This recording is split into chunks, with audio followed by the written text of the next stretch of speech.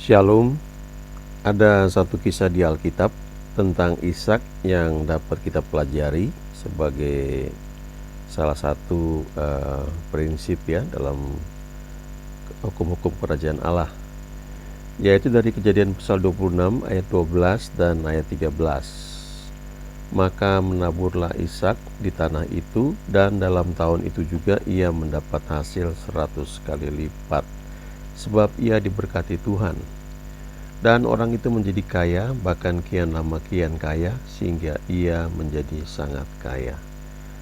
Ada 5 prinsip yang dapat kita pelajari dalam kehidupan Ishak, yaitu dia ini intim, dia ini taat, dan kemudian dia menabur, menuai, lalu ada sukacita ya.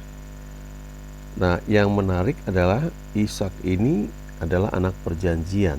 Yang kita perlu ingat bahwa Abraham ketika keluar dari Ur Kasdim, dia dijanjikan bahwa dia akan menjadi bangsa yang besar. Tuhan memberkati dia, dan Tuhan akan membuat namanya masyhur. Dia sempat nyangkut di Haran sampai ayahnya meninggal, lalu kemudian Tuhan panggil dia lagi keluar dari Haran. Usianya waktu itu 75 tahun, dan dia menunggu 100 tahun sampai usia 100 maksudnya. Jadi 25 tahun dari umur 75 itu, ketika dia keluar dari Haran, sampai akhirnya lahirlah Ishak, anaknya itu. Nah, Ishak ini jadi adalah anak perjanjian. Ini satu prinsip yang perlu kita ingat ya. Di Alkitab yang kita baca itu ada terbagi dua, ada perjanjian lama dan perjanjian baru.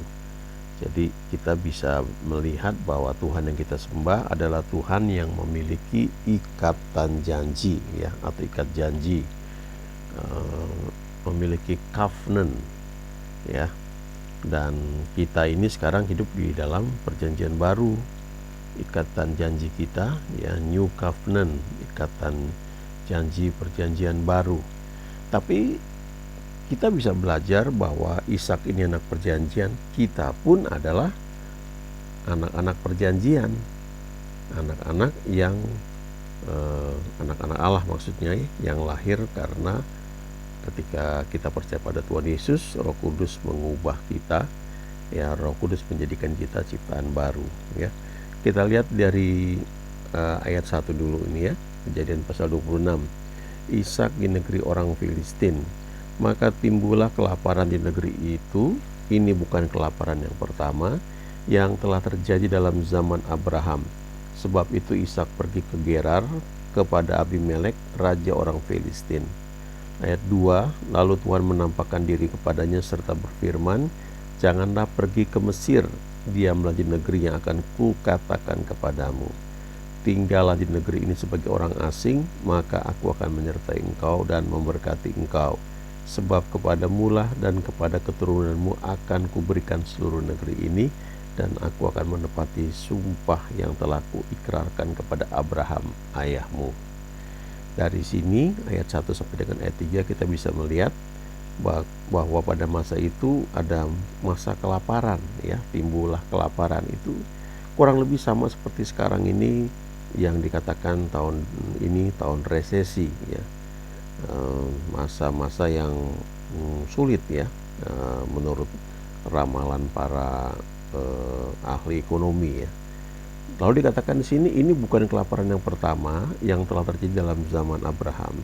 Jadi kalau kita terjemahkan ke dalam zaman sekarang, bahwa yang kita hadapi di tahun ini bukan masa resesi yang pertama. Sudah pernah terjadi sebelumnya ya, tahun 98 khususnya di Indonesia. Kemudian kalau nggak salah tahun 2009 ya, ada resesi yang melanda Asia Tenggara.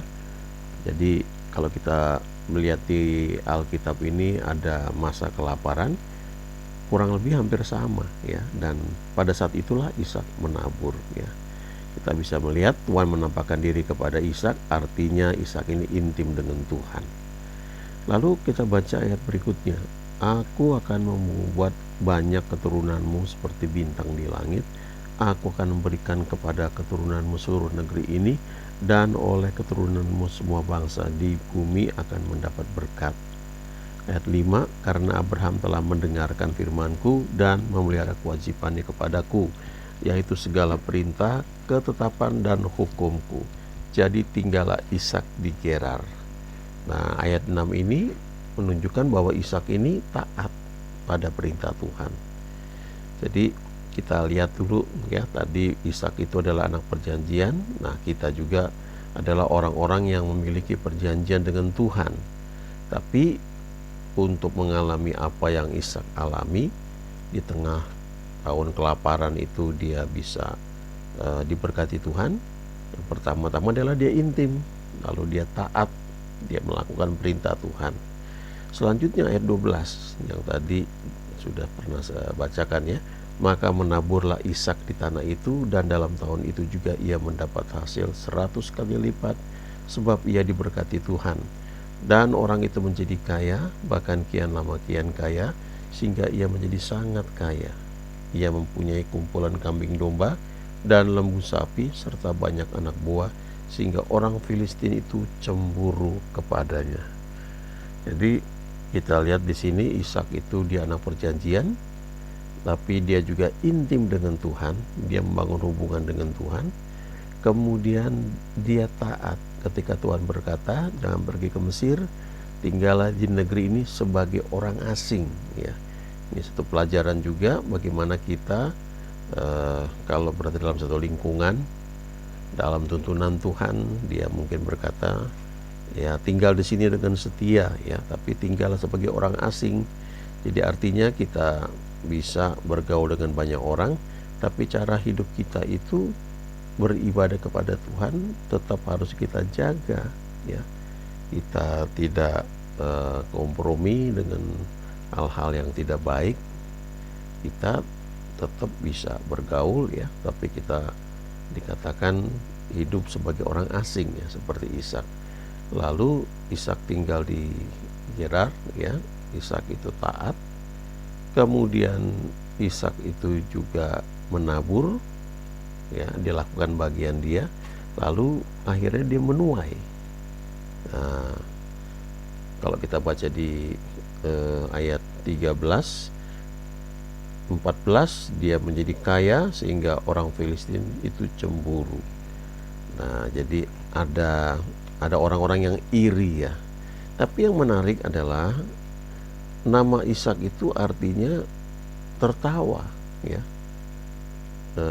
Dikatakan di sini Isaac ya, Ishak itu artinya seseorang yang membuat saya tertawa. Funny guy ya, orang yang lucu sekali, who is sweet and charming ya, yang manis, yang menarik ya, yang pandai, yang ya dia bisa melucu ya, membuat kita itu jadi rasanya nggak stres ya. Knows how to lighten the mood ya, untuk membuat mood ini nyaman, enak ya. Orang yang membawa damai ya, yang membawa rasa tertekan itu terlepas ya. Jadi ini satu mujizat juga ya. Nah, itu arti nama Ishak. Jadi ketika orang Filistin itu cemburu ya, akhirnya menyuruh Ishak keluar dari daerah mereka, Ishak ini tetap penuh rasa damai ya. Dia bisa tidak berontak lah istilahnya. Karena salah satu yang kita bisa pelajari adalah arti namanya sendiri adalah tertawa ya. Jadi hadapilah dengan tawa ya. Jadi kita bisa belajar dari Ishak ini. Dia orang yang kita bisa belajar bagaimana menghadapi mungkin aniaya atau orang-orang yang cemburu. Kita bisa hadapi dengan sukacita ya, dengan tawa. Ada 5 prinsip tadi ya, yang bisa kita pelajari dari Ishak. Nah, kita lihat lagi nih ya, saya dapat dari internet juga tentang arti nama Ishak, dikatakan bahwa ini sebenarnya nama dari bahasa Ibrani yang artinya great joy, ya, sukacita yang besar sekali. Ishak itu artinya dia akan tertawa. Nah, kalau kita pelajari di Alkitab, ada ayat-ayat yang mengajarkan kepada kita bahwa the joy of the Lord is our strength. Jadi sukacita yang dari Tuhan itu adalah kekuatan kita. Waktu kita menghadapi situasi yang mungkin sulit, yang gak enak, apalagi kalau dari Ishak ini kan contohnya dia sudah menabur, dia menuai, lalu orang-orang Filistin itu cemburu kepada dia. Tapi hadapi itu dengan sukacita, ya, tertawalah, kira-kira seperti itu, ya.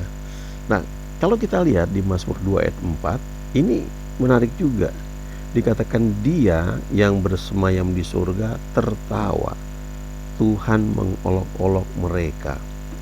Sekian tahun yang lalu tuh ada fenomena yang namanya holy laughter, ya. Ketika orang beribadah, menyembah Tuhan, tiba-tiba tertawa, ya, dan tertawanya tuh begitu sukacita. Saya nggak tahu berapa orang dari teman-teman yang pernah mengalami hal itu, tapi saya beberapa kali mengalami hal tersebut. Dalam terjemahan lain, ini dalam bahasa Indonesia masa kini, ayat ini berbunyi, dari tahtanya di surga Tuhan tertawa dan mencemohkan rencana mereka. Saya sendiri, salah satu pengalaman yang pernah saya alami, waktu itu ada masa yang sangat sulit yang saya hadapi, ya, dan ketika itu tiba-tiba dalam doa saya tertawa, ya, mentertawakan iblis, ya. Sepertinya saya bilang, kamu mau buat saya tertekan, gak bisa, gak mungkin, sebab Tuhan itu bersama saya, gak mungkin kamu bisa mengalahkan saya. Apapun yang kau buat, Tuhan ada di pihak saya. Lalu saya tertawa, ya, itu dalam doa. Dan besoknya masalah yang saya hadapi itu selesai dengan sendirinya, ya, dengan cara yang ajaib. Jadi ini hal-hal yang memang Tuhan sediakan. Ya, memang gak harus kita juga ikut-ikutan tertawa, tapi memang ada satu pengalaman, ya, kalau kita masuk dalam doa itu bisa terjadi seperti itu. Nah, sebelumnya kalau dalam bahasa Inggris nih, Mazmur 2 ayat 1 sampai dengan 3 itu, ya, bunyinya kira-kira seperti ini. Mengapa rusuh bangsa-bangsa? Mengapa bangsa-bangsa merencanakan hal yang sia-sia, ya? Mereka ini berusaha melawan Tuhan dan melawan orang yang Tuhan urapi, dan mereka merancangkan hal yang jahat. Ayo kita hancurkan mereka, ya, kita melawan mereka, singkirkan mereka. Ini ayat pendahuluannya di ayat 1 sampai dengan ayat yang ketiga. Tapi kemudian di ayat yang keempat baru dikatakan bahwa dia yang bersemayam di surga itu tertawa. Nah, kita bisa belajar dari sini, ya, ketika menghadapi situasi apapun, mungkin kita bisa pakai bahasa roh kita, ya, dalam satu momen tertentu, tiba-tiba itu seperti ada luapan dari dalam perut itu, ya, ada satu sukacita yang terus keluar, pecah, membludak, ya, keluar lewat mulut kita dan tertawa. Sekian tahun lalu fenomena ini terjadi, ya, di beberapa pelayanan. Ya, macam-macam orang bisa pro dan kontra, tapi kalau pernah mengalami, ya, hal seperti itu dan kemudian merasakan akibatnya, ya, dampaknya itu tidak akan terlupakan, ya.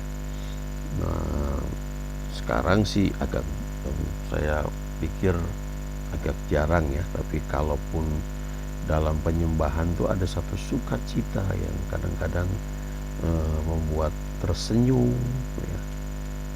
Tapi air mata itu keluar, ya. Tapi ada sukacita yang tidak tidak gampang diekspresikan dengan kata-kata, ya. Ini dia ya, tadi ya, Mazmur, ya. Tuhan mentertawakan mereka yang merencanakan kejahatan atau melawan Dia, ya. Tertawalah. He who sits in the heavens laughs, ya. Dia yang duduk di surga itu dia tertawa, ya. Jadi Ishak itu yang artinya namanya tertawa, kelihatannya dia menghadapi kehidupan itu juga dengan easy going juga, ya. Kalau kita baca kisah hidupnya, memang ketika mau dipersembahkan tidak tercatat dia berontak. Ini gambaran yang bagus, ya, tentang Ishak. Jadi sekarang kalau kita kembali, ya, kita ringkaskan. Jadi seperti ini, ya, dua ayat ini perlu kita camkan, kita renungkan, ya. Kalau kita misalnya screenshot ini, kita bisa tanpa sadar itu jadi menghafal, ya, karena kita renungkan dua ayat ini. Maka menaburlah Ishak di tanah itu, dan dalam tahun itu juga ia mendapat hasil 100 kali lipat, sebab ia diberkati Tuhan. Dan orang itu menjadi kaya, bahkan kian lama kian kaya, sehingga ia menjadi sangat kaya. Kenapa Ishak menjadi kaya, lalu kian lama kian kaya, sehingga ia menjadi sangat kaya? Karena ia diberkati Tuhan. Tapi ketika dia diberkati, ada hal yang dilakukan, yaitu dia menabur. Ya, menabur di mana? Di tanah itu, pada saat itu di mana sedang terjadi masa kelaparan atau masa kekurangan atau masa resesi. Dia tetap menabur. Menabur ini bicara tentang bekerja, tapi bicara juga tentang melakukan sesuatu, ya, entah pekerjaan baik, perbuatan baik, tapi juga bisa berarti menabur perhatian, menabur benda, menabur uang, ya. Kalau diberkati Tuhan, menuai 100 kali lipat. Kalau konteks ini bicara jelas tentang materi, ya, karena ini Ishak petani waktu itu, ya, dia menabur dan kemudian dia menuai. Jadi ada 5 hal yang bisa kita perhatikan di sini. Yang pertama, intim, ya. Artinya kita punya hubungan dengan Tuhan. Tentunya kita pertama-tama harus menjadi orang-orang yang punya perjanjian dengan Tuhan, yaitu orang-orang yang terima Yesus sebagai Tuhan dan Juru Selamat, sehingga menjadi anak-anak Allah. Bagian kita selanjutnya adalah membangun hubungan dengan Tuhan, ya, lewat saat teduh, lewat pujian penyembahan, ya, dan melakukan apa yang diperintahkan. Prinsip yang kedua itu adalah Ishak ini taat. Kita bisa belajar bagaimana Ishak ini nurut ketika Tuhan bilang, tinggallah di negeri ini sebagai orang asing. Engkau tinggal, tapi jangan sampai engkau terpengaruh dalam hal ibadahmu kepadaku. Nggak apa-apa kamu menjadi orang asing, kelihatan aneh mungkin bagi orang lain, tapi yang penting ibadahmu, hubungan pribadimu dengan aku, ya, itu tidak terganggu, ya.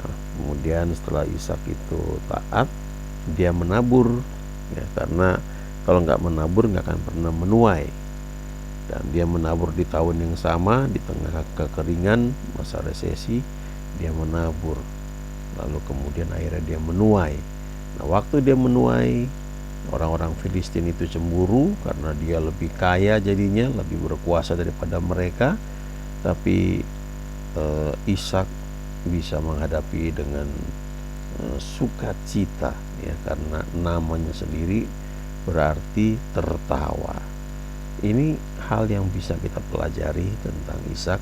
Tentunya banyak hal, ya, tetapi dengan melihat ayat ini, ya, 5 hal tersebut, intim, taat, menabur, menuai, dan sukacita, dengan mudah bisa kita hafal, ya, terekam dalam pikiran kita, dan kemudian akhirnya kita lakukan, dan tentunya kita akan menerima apa yang Tuhan janjikan. Kita menabur, maka kita akan menuai dan menikmatinya. Amin.